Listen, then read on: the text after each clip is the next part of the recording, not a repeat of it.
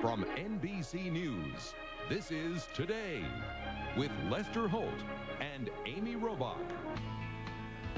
All right, thanks, Lester. This morning on Today at Work, getting ahead by going abroad.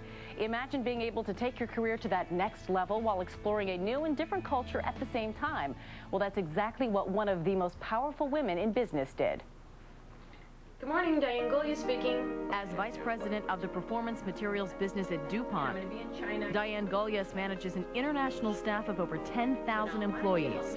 I look at our senior leadership today, and about 60% of us have lived overseas. I think in the future that's going to move up to 100%. One of Fortune magazine's 50 most powerful women in business, Diane was one of a handful of women who 20 years ago sought her own international career, leaving corporate headquarters behind and building a resume that took her to various management assignments throughout Europe and the Far East. Many people told me not to go. They said, you will go overseas and headquarters will forget about you. Despite her share of naysayers, Diane is now responsible for a $6.8 billion division that makes materials used in everything from cars to golf balls. I didn't initially go because I was trying to get ahead at DuPont.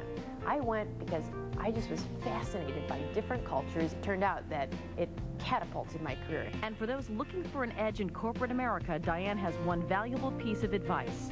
I mentor lots of young people in DuPont. I tell them to learn to speak Mandarin and take the next ticket to Shanghai.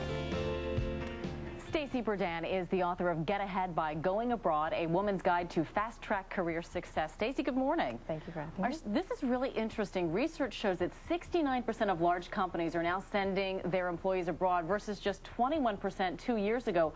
What explains that change? Well, globalization is changing the way the world works, and as companies try to be more competitive, they need more employees and people who actually have international experience. And what we're finding is that not that many people do have it, and so in our book, we recommend to women to go overseas in order to get ahead and make a difference and differentiate yourself. You don't just recommend it, you did it yourself. Absolutely. And it fast-tracked your career. Why do you think this is such a good idea for women especially? Well, women specifically actually do really well overseas. We found that cross-culturally there are certain skills that women have that actually make us more flexible and more able to do well and succeed overseas. Things like our willingness to be flexible, our desire to communicate, our ability to communicate well, and these things actually enable us to actually do better overseas in cross-cultural situations. However, it is very important to note that it's not for everybody, and there are questions you should ask yourself when you're deciding whether or not this is for you. And what are those questions? Yes. In our book, we actually give a list of 10 different questions, and some of them include, do you operate well outside your comfort zone? So everything is different when you're working in a foreign market. So things like everything from going to the grocery store and shopping to setting up a bank account.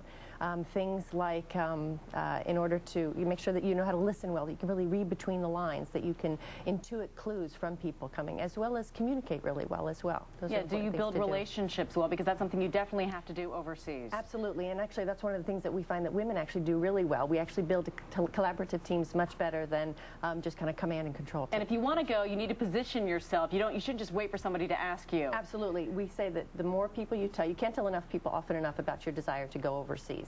And so network, market yourself, package yourself, and always be willing to go where the company wants to send you. Where did you go, and what are the hot countries right now, so to speak, in terms of where people are going for business? Sure. I went to Hong Kong, and I went actually when I was 28 years old, and I went as a mid-manager, left Washington, D.C. office of Burson Marsteller, went medium-sized fish in a large pond, and I went and I became actually a medium-sized fish in a very small pond, and I went for 3 years. The hotspots today, although Europe still tends to be the places like London and Frankfurt tend to be the hotspots still, places like India, China, Brazil, Mexico are the places to go because they're developing markets and a lot more is going on there. All right, Stacie, thanks so much for being with us. Thank you very much.